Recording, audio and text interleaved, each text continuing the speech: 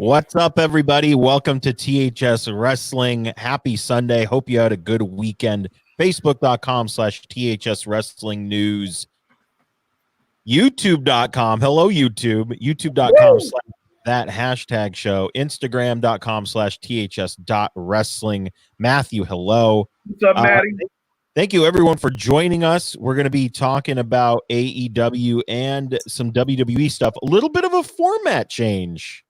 We're not going to be true blue covering what happened on the Wednesday Night Wars. A lot happened this week, so we're going to be talking about all of that.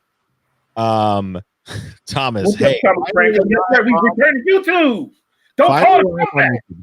We did it. We figure YouTube might be a better format than Twitch, right? I think.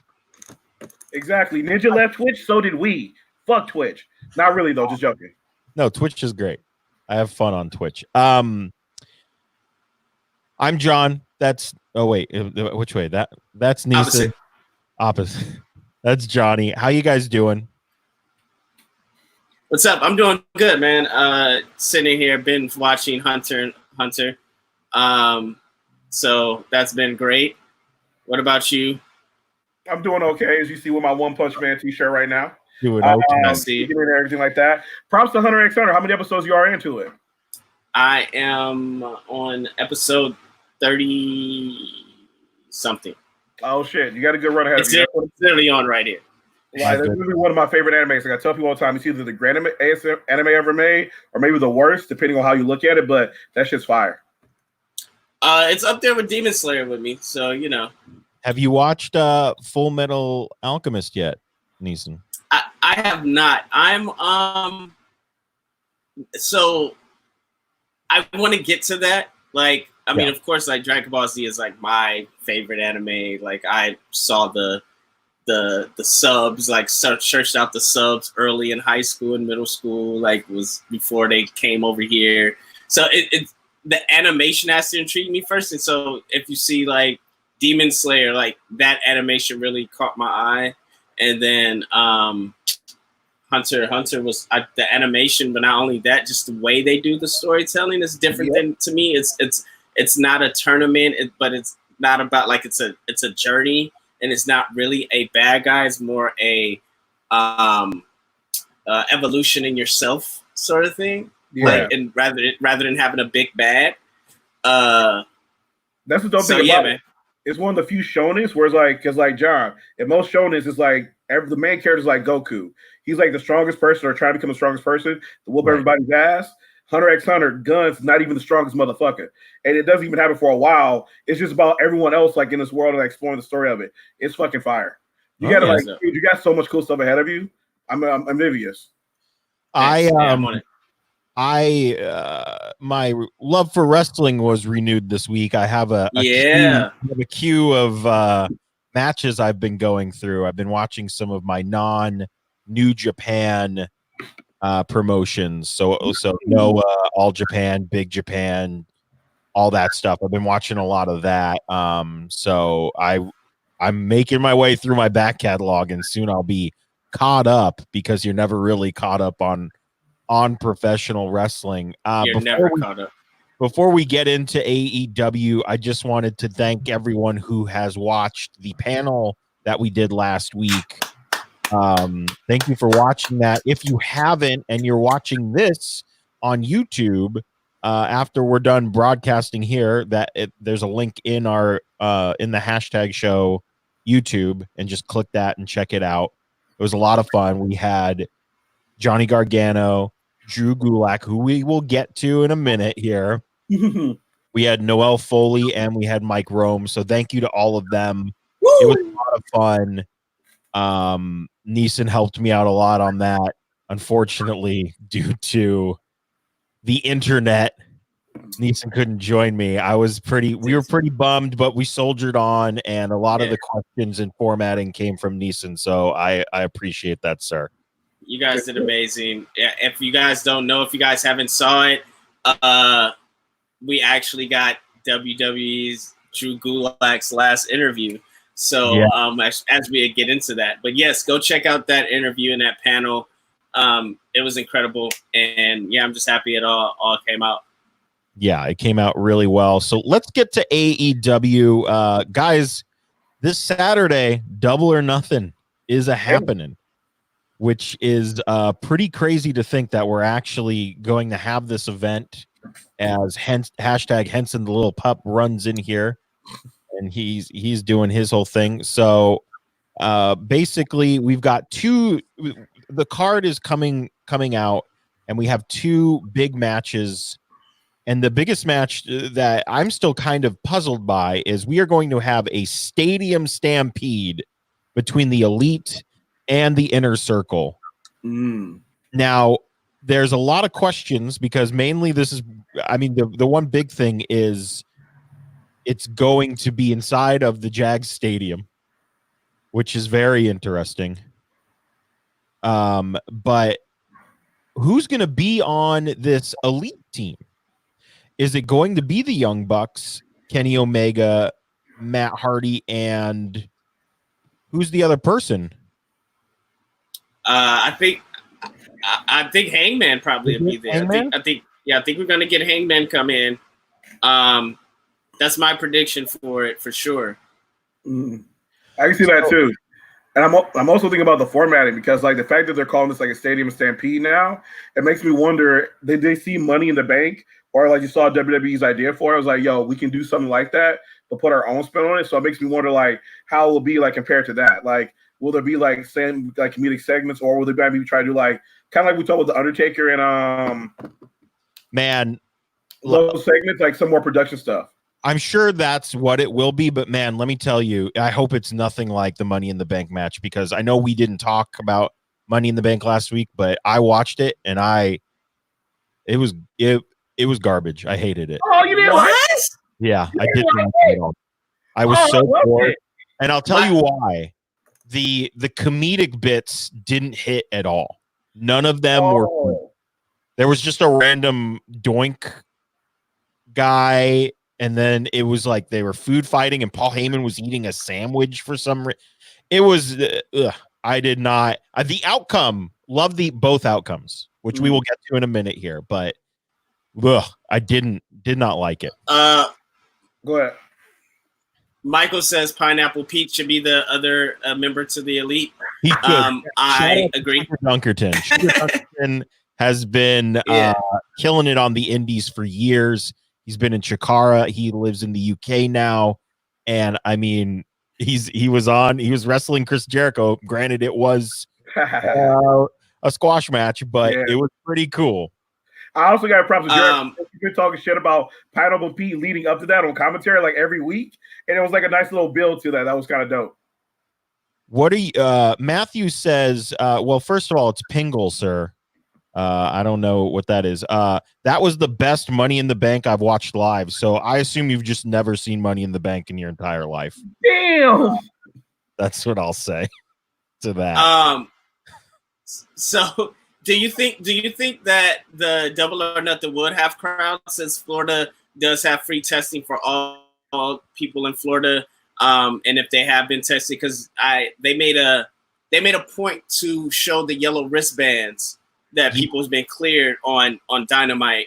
So do you think they will have a few people scattered through? And since it looks like it's going to be at the their amphitheater that's adjacent to the stadium, right? You know, are we going to see? Is this just a prelude to having their big WrestleMania type of thing at Jacksonville Stadium? Yes, and I think them letting us know that they're doing their due diligence by having testing going on when people are in there, and also during Dynamite, they have had the wrestlers who are not Money in the Blank. Nailed it. Damn, the hate. I think that we will have like a friends and family thing going on because they have been doing that too. If you've noticed, there's been a lot more people in the AEW crowd weekly. So I think they will spread out. They've been spread out, which I think is what, honestly, if we can maintain it that way, I think that's how WWE should do it too. I don't know yet. You know, I'm still kind of like, I'm still in self-quarantine. I'm wearing a mask every time I go out. I'm still kind of iffy on Well, stuff, so in LA, it's also mandatory now to wear a mask when you go outside. So it's a little different. Yes. But I'm low key like, I low key kind of hope not. Like, I don't mind like production crew and like people like that being there or whatever. But outside of that, I kind of like don't want to see it too soon, just because like what's happening right now is still kind of going strong and everything, and we're still in the days of like them starting to open up like malls and shit in Atlanta, and there's a lot of prediction about like things might spike again. So I kind of like, I'm kind of like, I don't want to see like crowds there that much. I don't mind like, you know, them spread it out with like, you know, their own production people and like wrestlers into like to create an audience type deal. But I definitely don't want to see them like getting too big with it and everything. Yeah, I mean, I think I hope it's a live match. I think is what I'm hoping. That might be crazy to try and do, but I don't know. I'm interested to see who the fifth man is, if it's Hangman, because we have not seen him. And I guarantee he's not going to be happy about Kenny Omega finding success with another tag team partner, because he wasn't happy already. So he's not going to be happy now.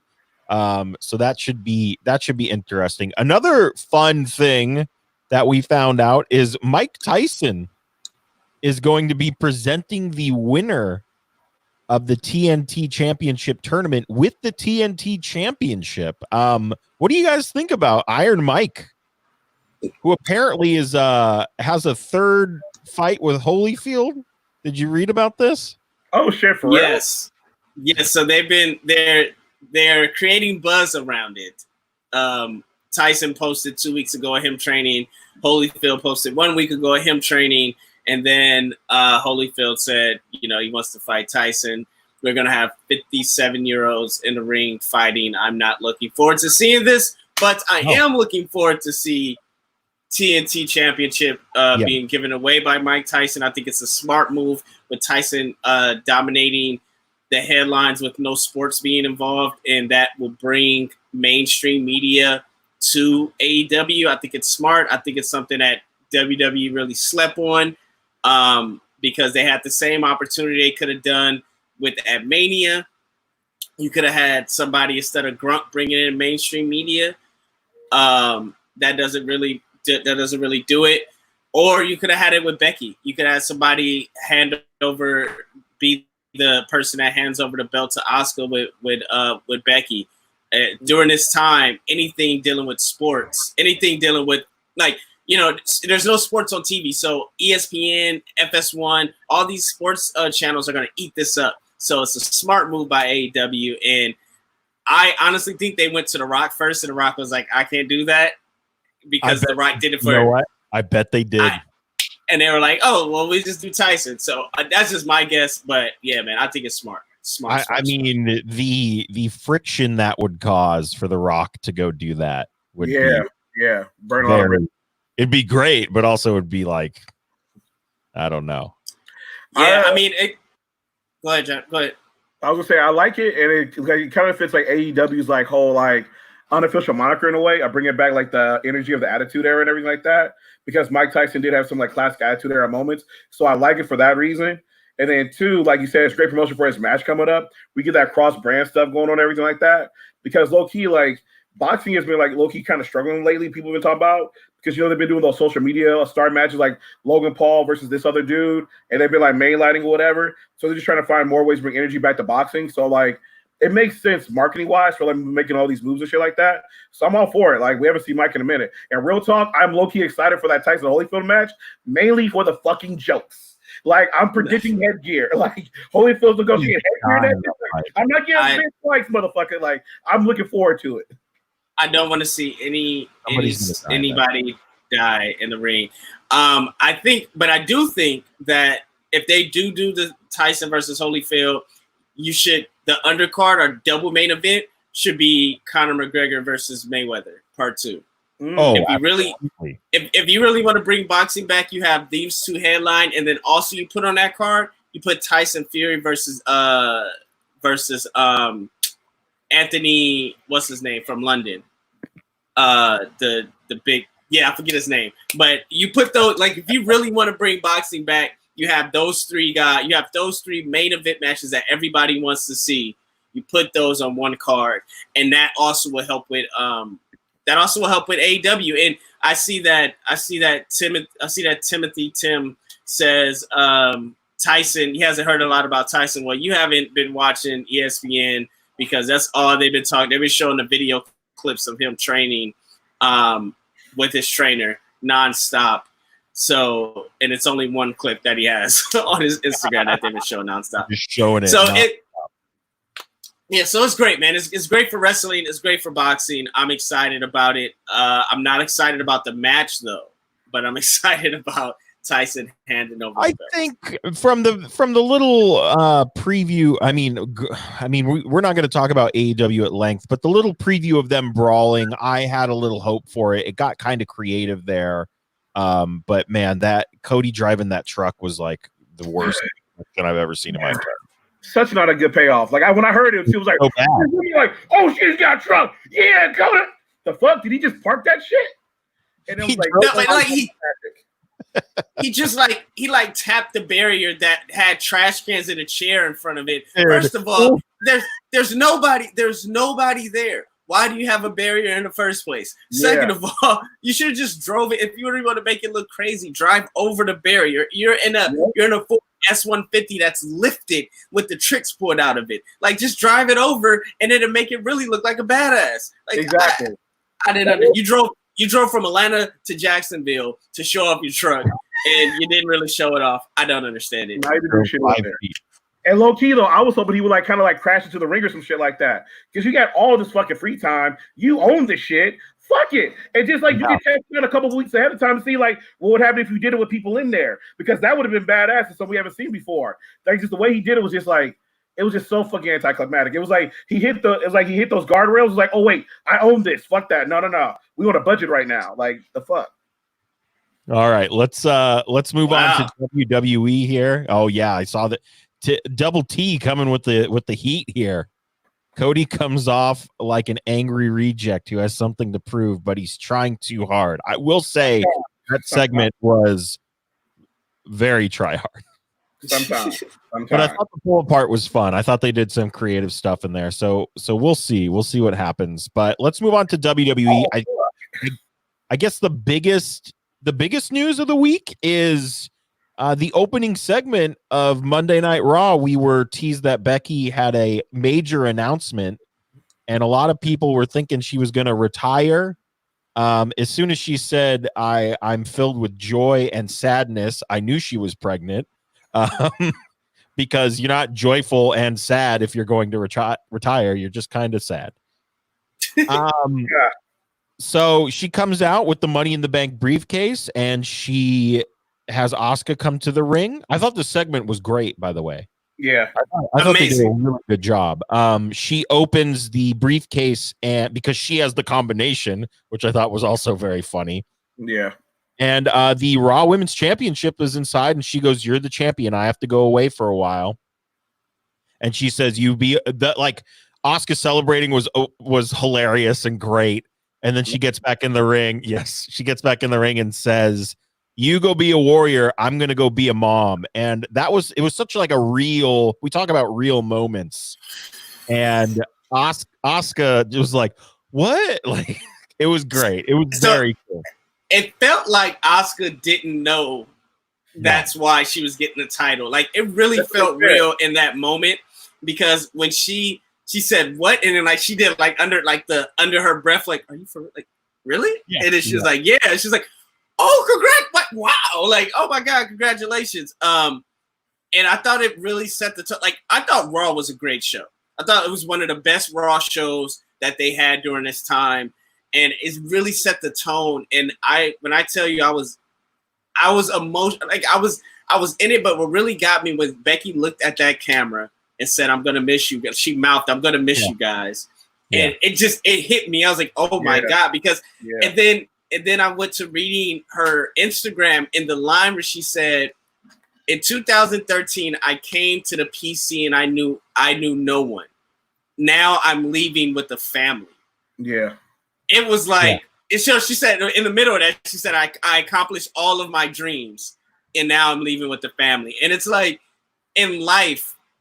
like I'm getting goosebumps talking about this just because in life that's what you want. Like you at the end of the day, you want to be able to live your dreams out and then be able to start a family in a sustainable manner and to set your family up to be greater than you.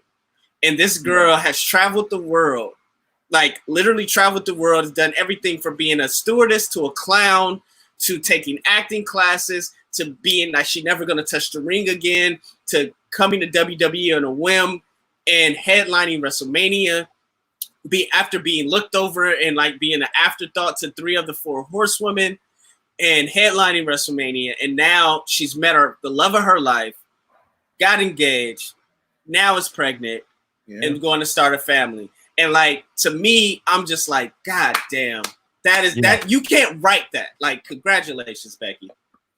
Yeah. I totally agree. Like, honestly, like I'm gonna jump forward to SmackDown when they show that little like vignette of like her whole career over the speech or whatever, and you start coming out NXT when she's using like the Irish jig and shit like that. But slowly her character like transformed to the Becky Lynch, which is like steampunk and all the steam came out and the fucking awesome interest music, and then her whole movement and everything like that. And like I remember she used to do those puns on Instagram and shit like that. And I was like, this motherfucker's hilarious. This shit's just quirky as shit. But it was endearing. It was genuine, and like that's part of the reason why she got over. And then the man came about later, and it was like so badass. And then we got a comment right now that I think Tim just like dropped in there, was like saying that Cornette said and ruined over the man persona, and I call bullshit on that. Like I disagree with Cornette on that one, because real talk, it takes a man to be a parent. It takes a man to raise a child. It takes a fucking adult. It takes a strong ass individual. And she's like doing this in like such a productive way. And shout out to WWE, because like in the past they might have just dropped the belt or say she got fired or whatever, but they embraced this. It was like, nah, she's pregnant. And we're going to see hopefully maybe like a year to 6 months, maybe 2 years. But we look forward to seeing you again and go on this amazing journey. So yeah, props to Becky Lynch. Like, she's beautiful. And I will say immediately after Timothy's comment here, Justin says the man persona was going stale. And I kind of agree with that, honestly. I mean, I don't, you don't want to see, you want to see somebody lose the belt properly, I feel.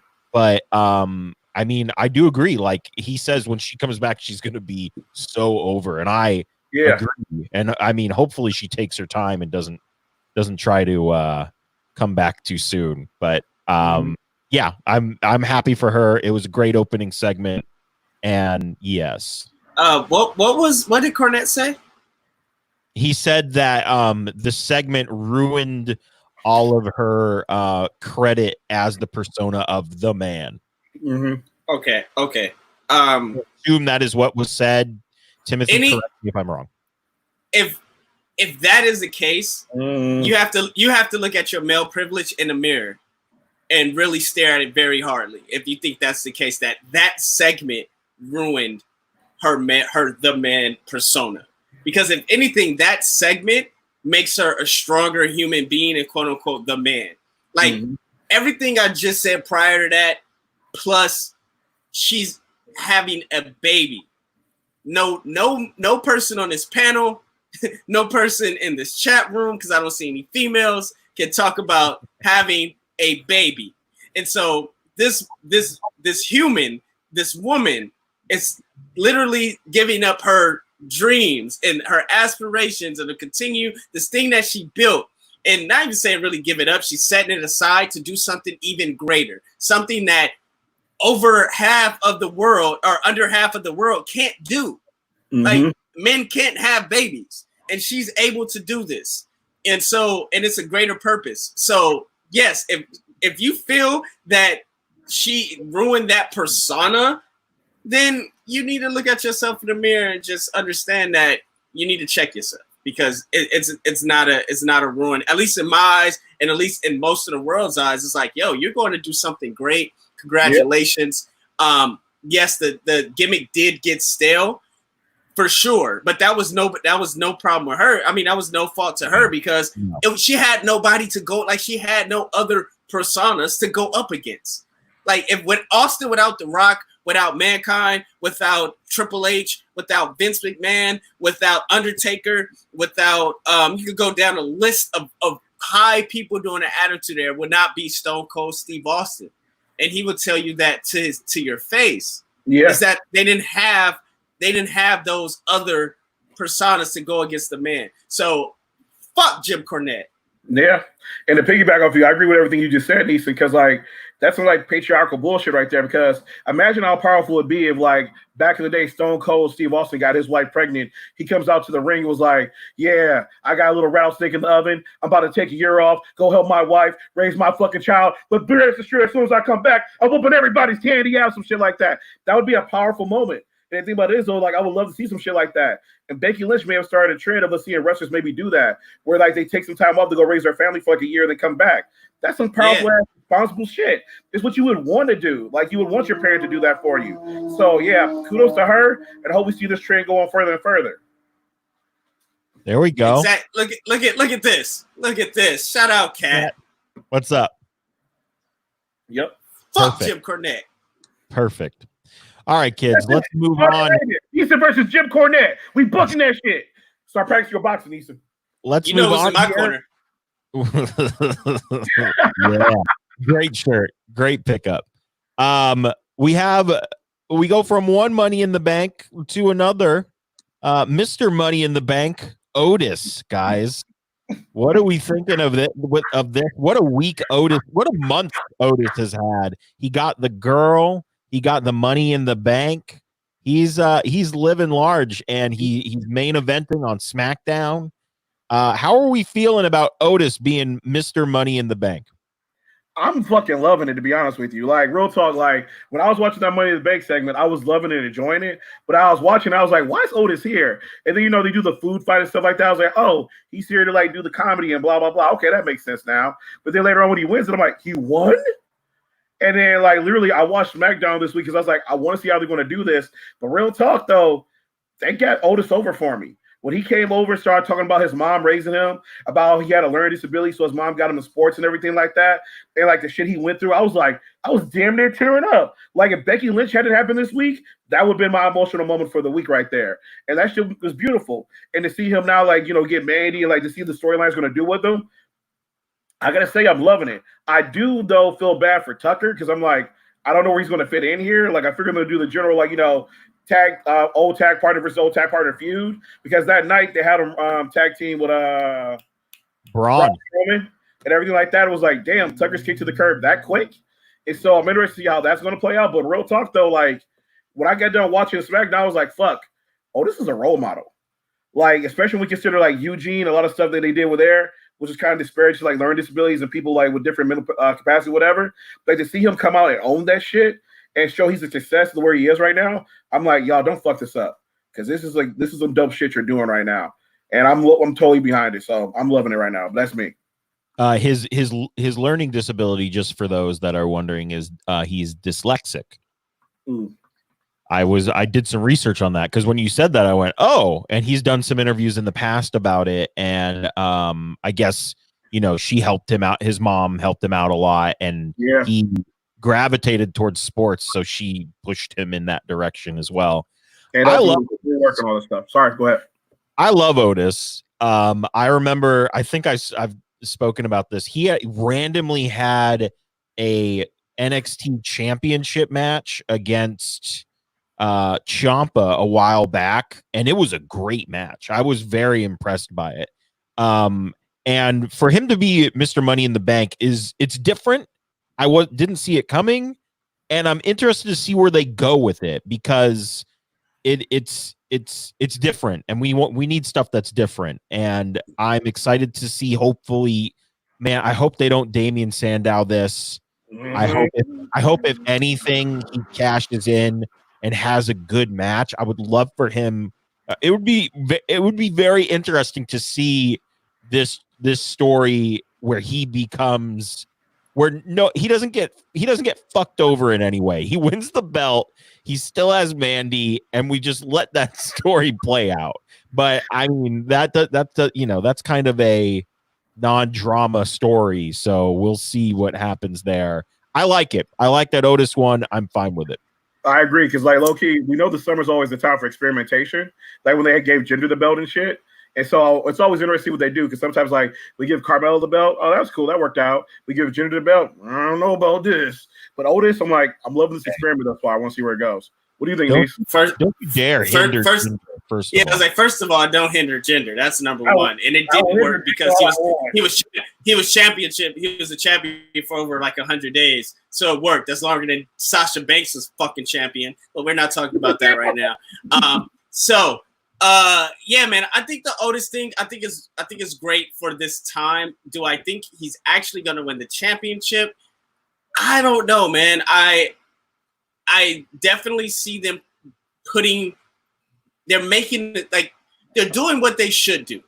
Make stars out of the people they have.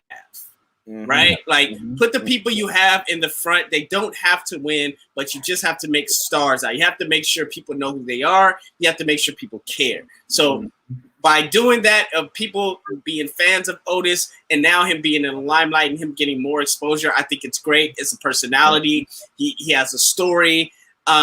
Yes, the dyslexia thing, but about Tuck, I honestly think Tuck is either injured or it's this COVID thing, to be honest with you, because he's been at home. He did like a video thing and he had like a full like quarantine beard. And also every time that he's brought up to Otis always says like, hey man, like we're still a tag team. Like, you know, I talk to him every day. I think so it has to be an injured, like the way he says it is like either an injury thing or something. He's like, yeah, I'm just doing this for the meantime. Like, you know, yeah, in the meantime, like this is great. Like this and this and that. Like he said that in one of the earlier interviews.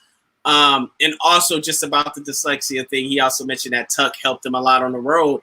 Tuck will read. He read everything for him, like every sign, every whatever. So he gives a lot of credit to Tuck. And so we'll see, man. But I think this also gives him being close with Chad Gable will also give Chad, if Chad's a hacker or not, I think that's also a give light to Chad Gable eventually, because we all know when champions are people that's going to be champions, when they get in that prominent position, it's okay, who can you work with? Or who do you want to work with? Right. And that becomes sorry, my Google Home just started talking out of nowhere. If you guys heard that, I don't know. But so we seen that with Kofi, we seen that with name a champion. We've seen it. So I think with this we see something with Chad Gable as well. So kudos to Otis. Is Chad Gable rumored to be the hacker? Yes, it's rumored to be Chad and Ali. Like it's rumored to be more than one, because in the bio it says we are something in the Twitter bio. Yeah, so they actually slowed it down. So it's one video where a guy sped up the voice so you can hear the screwed up voice, and it sounds just like Corey Graves, which is really crazy. That's funny. So we'll see. I mean, but you know, they probably didn't think of it like, right. You know, oh, nobody's gonna speed up the voice to see, so they probably have whoever recorded. But also, is it Ali? Because the hand is clearly a white person, like every single time. Like, so is it Ali? Like, or like, I don't know. We don't know, man. All I know is it's definitely an interesting storyline, and because now they have Otis in it, so we're gonna hackers Kurgan. The answer now is what do you think Kurgan's doing right now? He's hacking. What do you? I gotta like to piggyback over Negus to say, like, I gotta agree. Like, one of the cool things they're doing right now is that like we're seeing people shine that we never really get the chance to shine. Like Sonya Deville is out here cutting these like awesome promos, getting a lot of camera time right now. Dolph Ziggler's like paired with her, like in her corner. Again, he's a seasoned pro, so he just kind of like help her out or whatever. And so to be real, like it's a real good, interesting time like in wrestling, despite like, you know, the pandemic we're dealing with. But it's giving these people opportunities to play around with people they normally wouldn't. And now we're getting to see like a new generation like rise up. Like once everything is like quiet and like settled down and we get back to like some new normalcy or whatever, it'll be dope to see like almost maybe like, I'm not calling it now because it's way too fucking early, but it could almost be like almost like an Attitude Era-esque thing. Whereas like the main roster, the mid card, even like the low tier has like a bunch of stars in it, a bunch of different fan bases going through, and anybody can move up or down at any time. So I'm going to be interested to see like what they do over the next 6 months, especially with Sonya, Otis, and like all these people who are getting a lot of shine right now.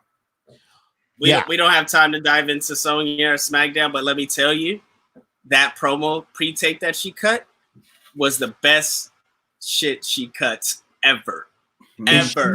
Is she really trying to go by Daddy DeVille? Is that really a thing? I seen it, but I didn't see. I didn't hear her say it on TV. It was a hashtag she put on Twitter, Daddy DeVille, which she's like, the man might be gone, but the daddy's here. Daddy. Oh my gosh! Oh, I'm not ready for that. I'm not ready for that. But like, we'll talk to and also we're not gonna talk about it, but like Dana Brooke beat Naomi for the second time, and it looks like they might be setting her up to go against Bayley, which is like, oh shit, you guys are trying to like use everybody right now. Throwing everybody till we get to SummerSlam. Mm-hmm. Yeah. Hopefully we get that one-on-one. We'll get to it in a little bit. And we were talking about a lot of people that are getting opportunities right now. Someone that was getting a pretty big opportunity to be on SmackDown every week was Drew Gulak, who is no longer with WWE. He did not resign. A lot of people were saying he was released, which is not really true. He just didn't re-sign with them. So his contract expired. Yeah. I find that, I don't know, man. I'm patiently waiting to see how this happens, because he was just on Corey Graves' podcast about a month ago, raving and really being honest, and just like the opportunities and how he likes it there and how much he loves it. And I know they're going through contract negotiations at the time, and they couldn't come to something. So, but same thing with Rey Mysterio. Rey Mysterio's contract apparently expired as well, but he's not going. But he's not going anywhere. Right. So I think this may be we're not re-signing anybody right now. Like it's a hold off period. But also my theory is he could have been a part of that invasion angle that got scrapped that we'll get to. Oh yes, we'll get to that in a little bit. But I think here's the deal. He's free to do whatever he wants. Yeah. Because his contract expired. He can do whatever he wants. And another fun note, all of the NXT releases that happened about 30 days ago, guess what? They're all free to do what they want to do. Yeah. So but who else is putting on shows? I mean, only AEW really. And New Japan's going to start. I mean, maybe like New Japan, but I know word is that AEW, like Tony Khan, like that money isn't that long. Right. So this would be a great opportunity to do one-off shows. If I was one of those people, if we could get like a one-off, like do a show at AEW, do a show at New Japan, and come back and then maybe re-sign with WWE when things pick up again, that'd be great, because that'd keep your name out. That'll do a lot of work, but I just don't see anybody signing a big contract during this pandemic time with no fans being, no fan commitment for no fans. It could happen, but I could see like a Drew Gulak show. He's got a lot of friends in AEW, like absolutely a lot of friends. And I mean, same thing with Chris Hero. I mean, if you want to see Chris Hero do his actual thing on national television, I feel like AEW is the place for him. So, I mean, we will see the next 10 days. So you think he's just going to do some one-offs wherever he can and then re-sign when the time is right? I don't think he's leaving. I think this is because even if he was released, it's still WWE would put out a press release. Right. So I don't think he's leaving. And I think maybe I'm just being. That is true. They have not put out an official release, right? Yeah. So that's why I think it's a long game. I think it's a long con. That's why I think something's up with it. I will believe it when I actually see him pop up somewhere else. If he does pop up somewhere else and WWE does not put out a press release before then somebody's dropped the ball, because then that's going to spike wherever he goes. Because they'll be like, what? Like, Drew Gulak is here? So, yeah.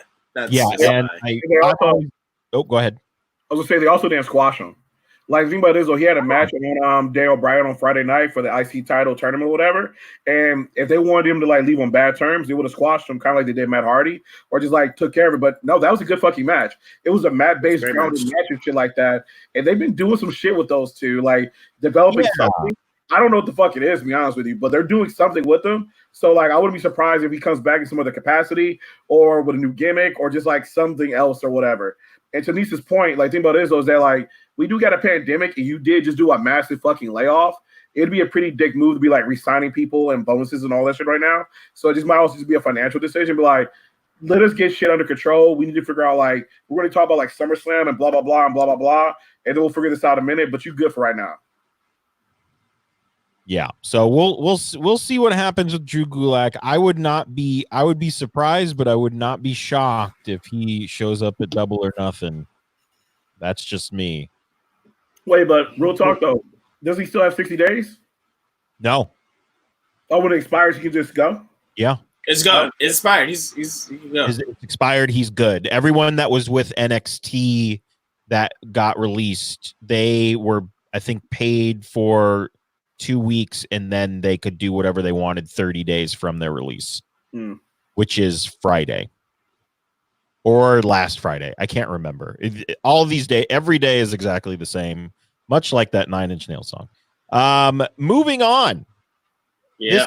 This is interesting news. Vince McMahon reportedly wants to do SummerSlam with a live crowd, even if that means moving it to September. What do we think about this? I'm moving it to September is fine, but he's apparently very adamant about having this with a crowd. Like, this is the final straw. He's like, God damn, pal, we need SummerSlam with a crowd. I'm very weary of this. I think because it sounds like he wants bumper to bumper people in seats. I mean, I'll be real. I don't know, because think about this, though. Like, y'all know I write comics. I'm doing a bunch of shows, and my September show got canceled about a month ago, and then my December show got canceled about a month ago too. And so, like, a lot of stuff like is like planned out for this year is like, oh no, this is done. And so, to be honest with you, doing that in September, I don't know what the world will look like. Because to be honest with you, like, especially after the summer hits and everything like that, like, I honestly I don't have faith in people staying indoors that much. Unless something like really crazy happens, because like I went out to the beach to go do a walk today, and right now here the oceans are glowing because of the Creole, the science and shit, whatever. But the oceans are glowing and the waves are coming up. And when I went down that shit, I went down there at night and the shit looked like Saturday at noon, and people were just out not giving a fuck. And so over the course of the summer, it feels like it might be hard to control people. So there might be people who actually go to the show if he figures out a way to do it. But on the side of safety, if we don't have like a vaccine or whatever, I'm like, I don't feel you should do it. I'm like, just keep doing what you're doing right now, because, again, I enjoyed Money in the Bank. I enjoyed WrestleMania. You're doing some creative-ass shit right now. I don't feel like you need the crowd right now unless you're bleeding money that much. But I would say err on the side of caution and not do it. Neeson? I don't think it's yes, it's about money, but I don't think it's about money. I think it's about show impact. And as we see that wrestling with no crowd is getting very boring. It's hard to watch, no matter how interesting it may be, no matter how your love for wrestling may be. Without a crowd, it's getting, as the weeks go on, it's getting more difficult to keep people's attention. So I think they sense that. I think they know that. And for certain things to work, you want Sasha and Bayley to be in front of a crowd. You want Drew McIntyre to hold that title up against Brock Lesnar in front of a crowd again. You want Seth Rollins to win something or lose something getting booed in front of a crowd. So these things, like when you don't have that impact, that immediate reaction, and plus wrestling is about the feeding off the people's reactions. So you could tell as many stories in a ring as possible. You could do all these dramatic things and shoot movies and cinematic things, but when you're not getting that fan interaction, that's gonna hurt over a long period of time. So I definitely think that you have to battle with society. Like LA is still in a stay-at-home order, but Arizona isn't. Atlanta isn't. Texas Florida isn't. Florida isn't. Like these other places aren't. So if you could find a way where, and these places are giving free testing to all residents in the city.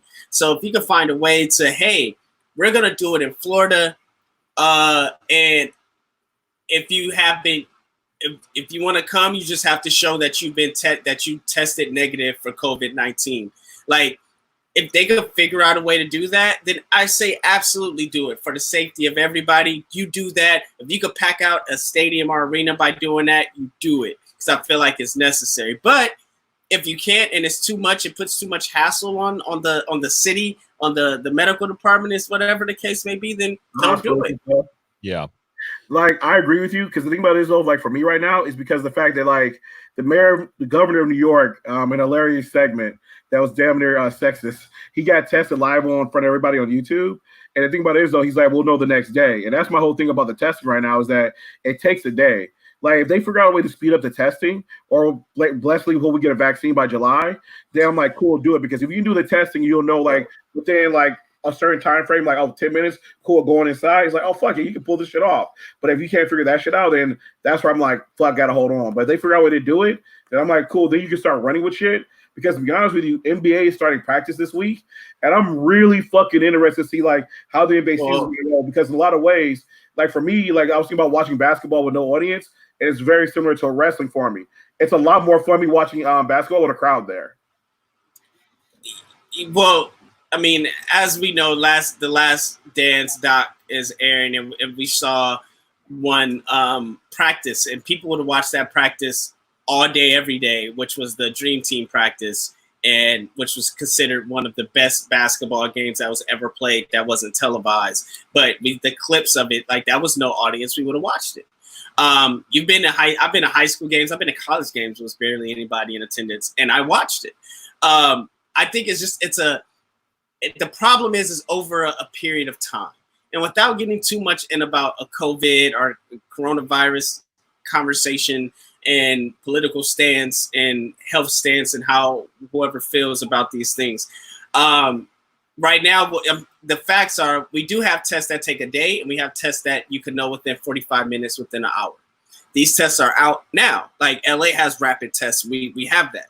So, and then you have antibodies tests. So, I'm sorry, Matthew said go Bulls. Sorry, dog, y'all not coming back.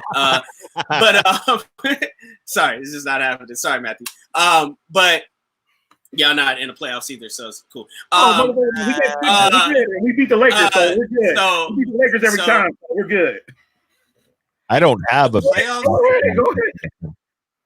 Playoffs and Lakers, it doesn't. But yeah, so I mean, they have antibody tests. They have these tests, and I think if there is a way that we could either get test people there, or you have some type of identification that you have been tested. Yeah, but we're not getting a vaccine by July. We're not getting a vaccine until sometime next year. We're not getting, and even that, like, the vaccine is it going to be mandatory to take it? Like, are you going to force people to take vaccines? Because I'm a person personally that doesn't believe in vaccines like that. So are you going to force somebody to take it? And like, that has to be so it's a lot of things that come into play with that. And I think the simpler answer is, if you could test people instantly, meaning, hey, you could know it, then, hey, come at this time, you could test, and if you pass, then we'll let you in when the show starts. Like, if that can happen, awesome. Let's do it. Let's figure it out. But if not, hey, no stress. Let's just figure out how to make this interesting with nobody on television. No crowds. I know, and I agree with you, because that's the thing that comes down to, because, like, again, it's just about how fast you can do the testing and what system you have for organizing it. Because the thing about it is, though, if you figure out a system to do it and you make sure people don't get exposed or like carriers or whatnot, that's the simple thing about it, because you just want to protect people's health. Because as we see right now, like, the health system is under strain. So they figure out a system to do it, then they should go along fine. And I agree with you, because the reason why I made the basketball comparison, because just speaking for myself, I know just like me watching like NBA playoffs without a crowd, it's not entertaining as much for me, because it's just that like that shout at that last minute shot and stuff like that. But again, I'll be interested to see like how they pull this off, because I think whatever they do, other people are going to emulate, like going forward, as they get ready to get things started. So I'll be excited to see how everything goes. Yeah, I can't even really get into whatever the MLB's trying to do right now because there's a lot of. Oh yeah, they're about to. Yeah, they're determined to come back. Are they still doing the Arizona experiment? No, I don't know. I don't know. There's a lot of. I mean, if there's one thing I could say about MLB, hey, at least we're finally getting a universal DH, which was a long time coming, and they finally decided to push that shit through. Anyway, let's move on. Sami Zayn stripped of the Intercontinental Championship due to inactivity / not. Look at how happy he is. No longer happy because he does not have the Intercontinental Championship. Stripped of it due to inactivity and because he is he's staying at home. He's sheltering in place. And he's doing his thing. So WWE deemed it necessary to. I mean, there is the unwritten: if you don't defend your title in 30 days, we're stripping you of it thing. Yeah. But Matthew, I hope it's not the DH isn't just for this year only. I think they'll just do it completely anyway. Anyway, so we have an Intercontinental tournament. No, just move past it. You got to move past the basketball comments. You got. We'll be here forever. So we have a tournament, and it started on Friday night. I believe we had Gulak's last match against Daniel Bryan. So Daniel Bryan is moving on, and I believe Elias beat. There's the bracket. Elias beat King Corbin. So next week we're going to have Jeff Hardy and Sheamus, and then a WrestleMania rematch, AJ Styles and Shinsuke Nakamura. I guess first of all, what do we think about Sami being stripped, and who do we think wins this tournament? I think it's smart that Sami got stripped because it gives them a storyline to have on TV. And during this time, and you create a tournament, and it creates storylines and intrigue. I hate the brand invitational shit, but that's another story for another time. But yes. I think this is good about the Intercontinental title. Also, I think that Sami's playing it up the best. Yes. Also online with Fox, WWE Fox tweeted like, the Intercontinental title should be, and they put ... basically. And Sami Zayn said ashamed of themselves. Yes. I was like, yes, because it's just amazing. I just think this is great during this time, and this is stuff that we should be, that you should be doing. Hey, if you can't defend the title, and we know it's for a good, it's not like they're like, you suck, Sami, I'm stripping you from the title. They're just like, hey, man. Let's use this as an opportunity, and let's create some storylines behind it. So I think it's great. I also think the people in I think this is a great way to give either Elias a title or Sheamus the title, and it should be Sheamus. It should be Sheamus. I agree. I think Sheamus should win. I think this is the only. No, he's been Intercontinental Champion. No, he's never. This is the only title he's never won. See, that's the thing that I keep forgetting. He was either has won all the titles or it was one that he's missing. This is the only him and Cena only title. I think he needs to win this tournament. I think that would be really cool. They're trying to build him back up as a singles competitor. I think that'd be fun. Well, two things. One is you guys just mentioned that's the only title they ever won. I just realized that someone posted this. Asuka just became a Grand Slam champion, right? Yes. I was gonna say this, and I'm gonna say it now and let you speak. I never want to hear anybody talk about how they bury Asuka. Asuka has been the longest reigning NXT champion. She's been the first ever Women's Royal Rumble winner. She's been a Money in the Bank winner. She's been a SmackDown champion, and she's been a Raw champion. In a tag team champion. I never want to hear anyone speak ill of Asuka, talking about how they bury her, how they have nothing to do with her. She literally has checked off every major woman's accomplishment there is. And she's on TV every week. every single week. Never. But go ahead, Johnny. I'm sorry. You get a fan because I keep it 100 because like real talk, like I agree with you. She's won everything, but when it comes down to it, I always compare it to Charlotte and the way they treat Charlotte. And we had that conversation about Charlotte last week about the way they treat Asuka and Wyatt and everything. And that's always what it comes down to me about. Kind of like we talk about Sasha and Sasha's length of title reigns. Because I remember who just said that? Someone just said, I think Becky said it when she was giving the belt, that you're the best wrestler in the world. And I was like, fuck. Damn, that's a lofty compliment right there. So for depending on how they treat her, like Asuka's like one of my stables right there. Like I got her back all day. So if I don't feel she's being treated right, you will hear me speak up on it. But right now, she's living that dream. As long as this title reign is good, thumbs up. I'm hoping it goes well. But on to this tournament though.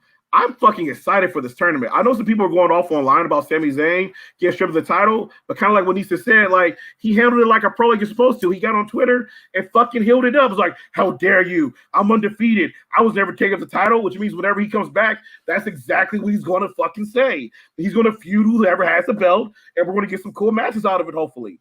Plus, we always had that suspicion that Sami was kind of injured when we went to that live show, and we never got confirmation. Even when he won the belt, it was a 3-on-1 scenario. So him being home right now, hopefully if he is injured, is letting that heal up. So I'm like, this is a win-win all around.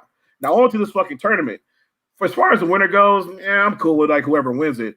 But I'm looking forward to this goddamn AJ Shinsuke match. I need this shit to be fire. Like I'm looking forward to this. Like I need this to like go well. I know that's the thing because I don't know how it's going to go. I don't know if Shinsuke's showing up for the check or if he's showing up for the moment, and that's what I'm scared about right now. Because more than likely he's showing up for the check. So okay, one more thing. I'm looking forward to whoever ends up in the finals because like we can potentially get like a Shinsuke versus Daniel Bryan. I'm like, dude, this could be some fire ass matches depending on how this goes. So that's why I'm looking like I just need this shit to play out right. Like I want to see some great matches out of this tournament. What are you gonna say, Nice? Yeah, it was a lot that you said there that I made my face squinch up. Man, yes. So it was a pay-per-view. The pay-per-view after WrestleMania New Orleans, I believe, was Backlash, where it was AJ Styles versus Shinsuke again for a rematch. I think it was a last man standing match, I believe. That match, I rewatched it not too long ago. That match is incredible. Like, incredible. It's an incredible match. Everybody was standing. It's an incredible match. So, I hear these things of, like, Asuka's been treated poorly, or AJ Styles and Shinsuke didn't live up. No. Bullshit. It's all bullshit, okay? Like, clearly, it's been strewn bullshit. Are you gonna let me make my point? Or are you gonna say, okay, cool, let me make my point? Thank you. So, I will go to your bullshit. Hey, AJ Styles versus Shinsuke Nakamura. Everybody wanted the WrestleMania match to be that. It wasn't gonna be that because there was no real story going into that until WrestleMania. Like, people wanted New Japan AJ Styles versus Shinsuke Nakamura, but they forget the shit was built up. They were the two biggest stars in New Japan. So, yes, it was AJ Styles' last go out and that everybody really knew. So, when they had that match, yes, it was going to be the match because people were so invested in it. Were you really invested in Shinsuke and AJ? No, you was just like, oh, my God, they gave Shinsuke the Royal Rumble win. Oh, he's challenging AJ? This is going to, like, I really want to see this because I wanted to live up to this. That was already a setup to fail. So when he actually turned heel and they actually built the story to it that following month, because I recently went back to watch it just for this specific fact. Wait, which one? Did you go back to watch? The Backlash? No. I watched the WrestleMania match, and then I watched the Backlash match, and I watched the SmackDowns leading up to that. And this is exactly what it was. They had the story built up for that. So you have the AJ Styles versus Shinsuke Nakamura.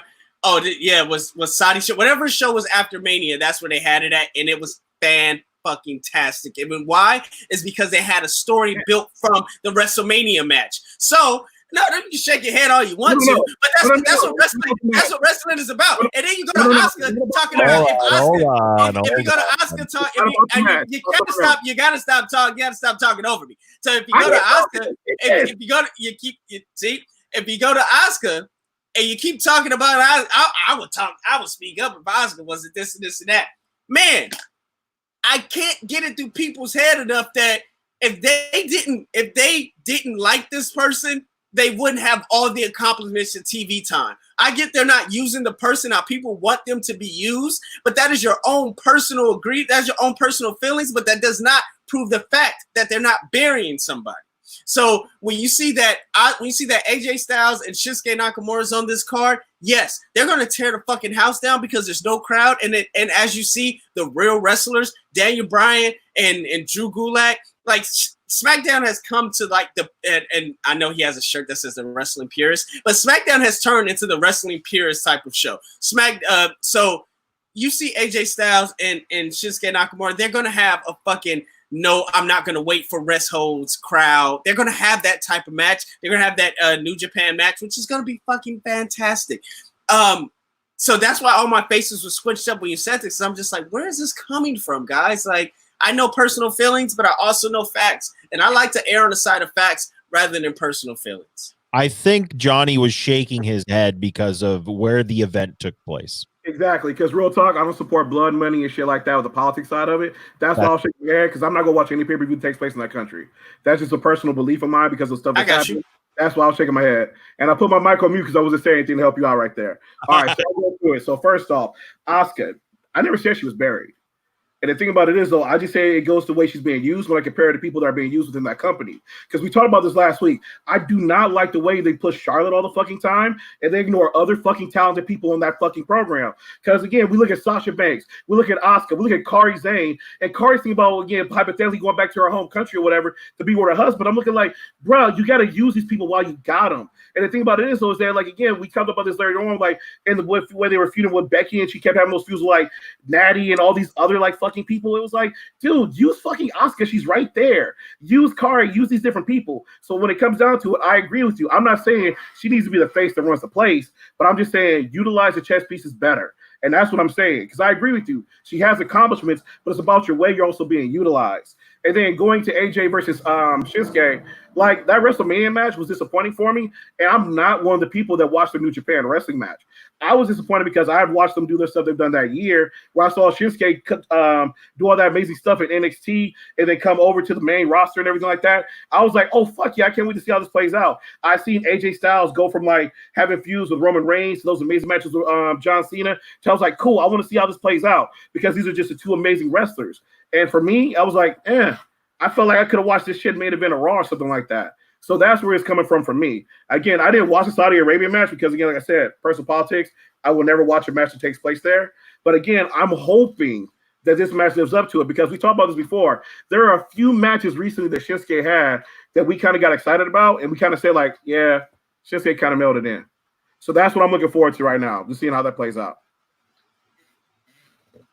So in the chat here, talking to you, damn.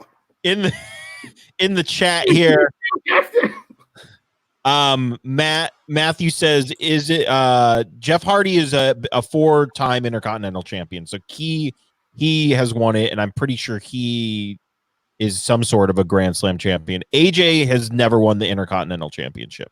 He's only been the U.S. champion and the WWE champion. That is it. Who? Oh yeah. So let's move on to some NXT things. Something I didn't put in the notes, which I guess collectively are bad, is we're gonna get NXT in your house, which I love. My first apartment when I moved out of my parents' house was called In Your House. So I obviously love In Your House. I think this is a great idea. Hopefully they give away a house, right, guys? Yeah, like it was May or June 7th, 1995. They gave away a house on In Your House. Yeah, Bret Hart wrestled twice. Yeah, I think that I'm super excited about it. I really am. I hope they bring back the house stage. Yeah. Like even if it's in front of people or not, I think that will be just that's what I'm here for. And yeah. That would be great. Coming out of the front door of the house. Oh man, I love that. That'd be dope. I gotta be real. I'm loving this because I know WWE has a lot of rights to a lot of pay-per-views they don't use anymore, and we keep getting shit like Fastlane and High Roller and a bunch of other random like pay-per-views or whatever. But I'm liking the fact they're using something like this classic, and it gives me hope that we get shit like Halloween Havoc and stuff like that someday again. Wait, would you say WWE just for sure trademarked High Roller? I was like, what? One, but sure. It's so like Vegas, being in Vegas the weekend before Memorial Day weekend. High Roller. High Roller. So like real talk, I love the fact that the house is coming back. I wish they would lose Halloween Havoc because I know they have the right to that. And I'm like, what's the WCW one? Was it Beach Bat? What is that one? Bash at the beach. I'm looking like, bro, you got some cool ass names here. Fucking use them. So I'm looking forward to this. And honestly, if they're not going to use them, I love the fact Hunter is.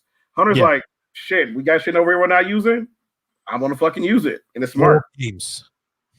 Well, the WCW name's not being used. You know, like Vince didn't create it, so yeah, like if you didn't create the thing and you didn't live in the thing and you already have names, you're either gonna use that or you're gonna be like, nah, I like Great Balls of Fire. That sounds better. Let's use that. My God. Hey man, like that's just Vince McMahon. Like that's just the way Cyber Sunday, Cyber Tuesday, Taboo Tuesdays.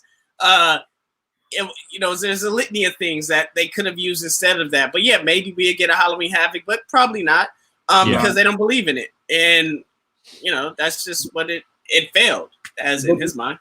But you know what could happen though is because we're seeing Cody do it right now. If they keep letting those copyrights slip and Cody just keeps snatching them up, I mean that's what happen. He's adamantly said he's trying to. He's watching like a hawk. And I think now they know the game, so it's he has one time. I know some recently slipped, so he applied for him quickly, so they have to wait for that. But I think that was the one time he had, and now it's like, all right, we got to stay on our shit. Yeah, But yeah, we skipped over Charlotte and Sasha. But we can end that. We can end it. Oh, we didn't? No, my friend. I'm following the order we have. Maybe I ended it wrong. Continue NXT. Okay, so NXT. Let's just talk about some NXT stuff here. Turns out, old Damian Priest is the one that attacked Finn Balor. Damian Priest just attacking anyone that he can. Here is Finn going, how did I get put into this gimmick? What do we think of this? I mean, I'm not completely sold on nightclub goer Damian Priest. I assume that's his gimmick. I don't know. They're just it feels like they're just grasping at straws for this dude. I'll wait to see what comes. Yeah, I mean that's also probably a better way to take it. I'm just already like, what? This is what it was? I mean, I liked your idea, Neeson, better, where he kept saying there's a snake here, there's a snake somewhere, and it should have been Randy Orton, but Randy's busy with Edge right now. So yeah, when I see that, I was like, God damn it. I have more questions than answers, to be honest with you. Like I was just looking at it like, because the way they're doing, I'm like, is Finn going to be a face in this feud, or like, how's this going to play out? And then because Finn was doing such a good job as a heel right now, I was looking for like, oh, he's going to feud with Velveteen Dreams. He's going to be an asshole running around doing shit. And now I'm like, oh shit, is it over or what's happening here? So I've got more questions than answers right now. So I'm similar to Neeson. I'm waiting to see how it plays out. But I just have a lot of questions that I want to see like how this goes. And that's actually, I think, a bigger problem that NXT has is who are the faces and who are the heels. Because like you said, we had this whole big heel thing with Finn. He goes away for a little while and comes back, and he still seems to be a heel, but now he's been attacked, and it's it's weird. I don't really know what's going on with that, but well, I guess we'll see. Another thing that has become apparent is the Garganos have their sights set on Yimitless, if you will, Mia Yim and Keith Lee. This is a great picture. I love this picture. We had another sit down with we went to dinner once again with the Garganos. I think this is interesting. I think it's kind of weird because I guess we have to wait. Yeah, it's going to be Gargano Lee for the North American title. It sounds like. I think it's interesting because the new Gargano's motto was we're going to both be men's champion and women's champion, like the top titles. But now it seems like he has his sights set on the North American title. But I guess that makes sense because you can't really do heel Gargano versus heel Adam Cole right out the gate. No. What do we think? I think we on the show have talked about how Keith Lee's kind of treading water a little bit. Like it seems like every week Dominic Dijakovic is there. I think this should be an interesting matchup. What say you guys? Definitely. I think it'll be interesting. I'm interested to see it. I think the no fans thing is really getting to the storylines because, you know, how is Johnny Gargano being treated? You know, how is he reacting to that? That's why we have Finn versus Damian Priest. Like, yeah, is heel versus is strong heels versus strong face really a thing during quarantine? Like, is that a thing during this COVID crisis? Or do we just want to see compelling storylines and just interesting matchups?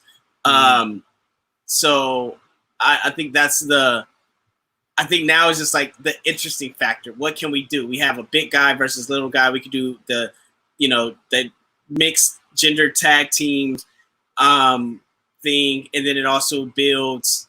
It gives Mia Yim something to do after she got beat by Charlotte. Right. So yeah, it's another thing. NXT in a whole, I'm just waiting.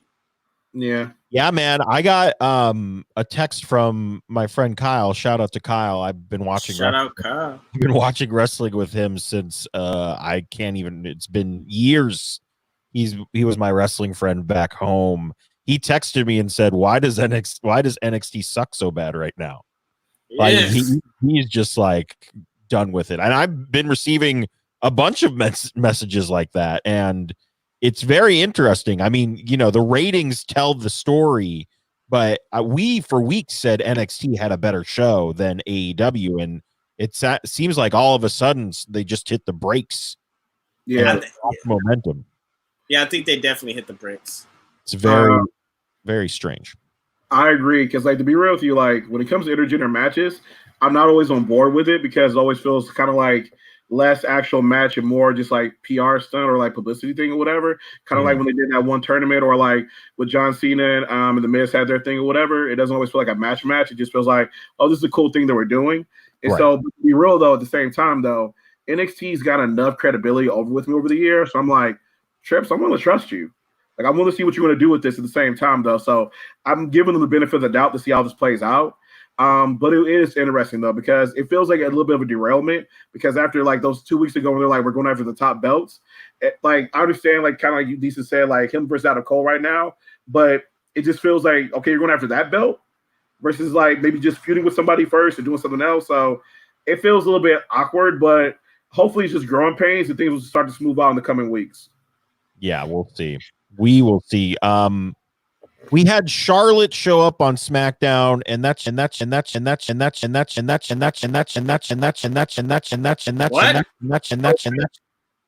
okay, guys. We don't know what happened with Pingle.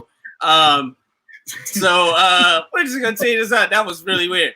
But yes, Charlotte did show up on SmackDown due to the invitational that was given on a directive of the company, saying that, hey, these superstars could appear on these brands 4 times. So Charlotte came being the NXT champion and came to talk her stuff, and she was only met by the one and only Bayley and Sasha Banks. Man, Bayley and the boss. When I tell you guys that this segment was so fire, basically Charlotte said everything that every Sasha Banks fan has been screaming about, is that you're the blueprint, the standard, the boss, Sasha Banks. Why are you being Bayley's lackey? and she called her out. So with that said, did you see this segment, Johnny? Yes, I did. Yes, I did. What did you think of this segment? It was kind of fucking genius. Like, the thing about it is that I love what Sasha Banks has been doing these past few weeks, where she just hasn't been saying anything. She's asked a question and she tries to talk, but then Bayley will interrupt her, something will happen. It was like, ooh, I see what you're building here. I see what you're building. You're telling a story. And I love the way this all played out. And Sasha, real talk, when wrestling's over with, Sasha might be able to transition to acting because she tells a lot of stuff with her eyes and her emotions and everything like that. So she would give us a community. Bingo, welcome back. Bingo, welcome back. I don't know what happened. So we're just talking about he was explaining how Sasha is going to be good at acting because of her expressions. Just as a segue, she's in the second season of Mandalorian, and she's actually playing. Yeah. She's actually playing a character from the Clone Wars, and I forget the name right now. But it's rumored to her playing a character from the Clone Wars, which is going to carry on. But yeah, continue. Please let me be a sucker. Please let me be a sucker. But yeah, like, so honestly, I'm loving the way they're doing this and everything like that. And honestly, it made sense too, though, because I know you guys don't like the brand invitational because it feels too much maybe like the wild card rule from last year. But the thing about it is, yeah, pretty much it is. But if there was anyone to call out like Sasha or like say what's happening with, I'm trying to talk. Damn. Oh, now, what was I talking about? Wait, what? Should I be less disappointed? So the thing about it is, though, is that when it comes out to if there's anybody who could call out Sasha, it's Charlotte because of their history and everything they do. Like, I remember some of their promos they cut. There was that awesome promo where Sasha's like, iron sharpens iron. And they go back and forth to that amazing feud. Kind of like we talked about earlier, like the Rock Austin. We got a Sasha Charlotte thing going. So that was the perfect thing for her to call her out on. So I'm looking forward to see like how this story is going to progress. Yeah, I think if anything, just having Charlotte in there to drive the wedge further between Sasha and Bayley is a good idea, like you said, because of the history. And yeah, that's really all I got to say. I need Sasha to just unload on Bayley because it needs to happen for me. I had a question for you guys. Time frame. It's like, so we know this is supposed to happen at SummerSlam, right? Like, this is quote unquote when the match is supposed to happen. Seems like what we're going towards, yes. How far out do you think it's going to happen? Do you think it's like it'll happen like maybe like in the next couple of weeks, and we'll see some matches lead up to the SummerSlam like grand finale of this feud, or do you think it might happen like in July? We're just going to continue on like Bayley might feud like Dana Brooke or someone next, and Sasha's there, and then and implodes later on. Like, when do you think the breaking point will happen? Honestly, I'm going to make a really weird comparison here. I think the SummerSlam match is the first in a series of matches. Ooh, okay. You think it'll be the first? This could be, if they do it right, and we've always said Bayley should be like, she should have been the super face. I think we're reversing everything here. And this will kind of be maybe like some Flair Sting stuff going on where they feud for a while and it's a little bit of a role reversal. I think I would be fine with that. I don't think SummerSlam is the last match they have, but I think it's the beginning of a long feud, hopefully. So you think that will be the start? What do you think, Nice?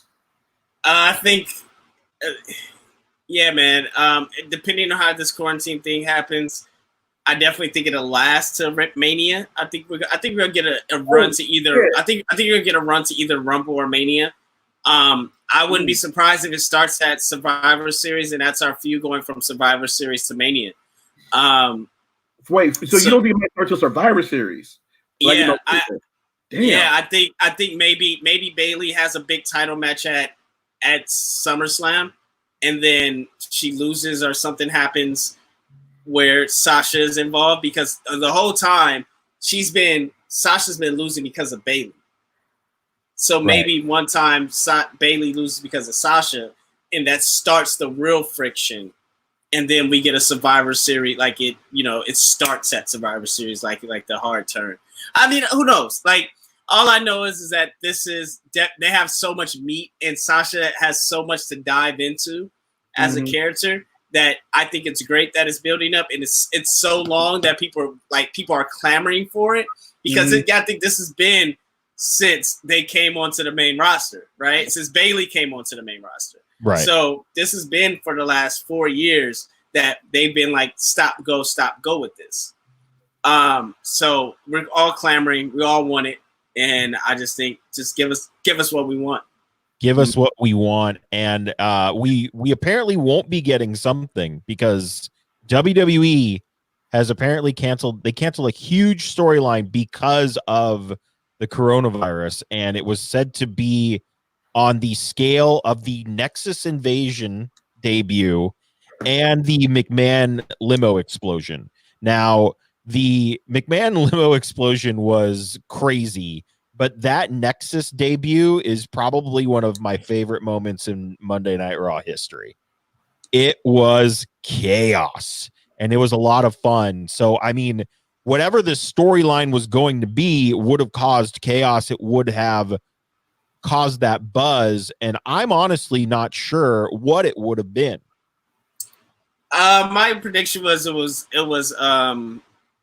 Undisputed Era, and it was really making them a dominant faction and coming in running roughshod. I also had the theory of it being man, I forgot. It forgets my mind now, but it'll probably come to me. But yeah, the first one was definitely Undisputed Era. But then I thought of something else. But then my third thing was like, what if it was like a female revolution type of thing? What if it was like a female faction that started and that really came in and ran through the female division on both Raw and SmackDown? Something how people thought the Riot Squad should have been. Right. Like the Riot Squad should have been like the female Shield. Okay. But yeah. I agree with you. I think if it was going to happen, I feel like Undisputed Era, they were leading to something because you know how they were dropping all the belts and losing and everything like that. And then Adam Cole was going to this feud with like the Dream and all the stuff was happening. I feel like something major is about to happen with them. And I feel like the pandemic kind of like shifted things a bit for that. So I could totally see like the Undisputed Era like doing something major. Oh, yeah, we were on that. Everyone was losing their belts. That is a good call. I assume that could have been it. But maybe we'll never know. But, you know, sometimes we find out these things, they get through the cracks and we hear them. So hopefully we'll be hearing it soon.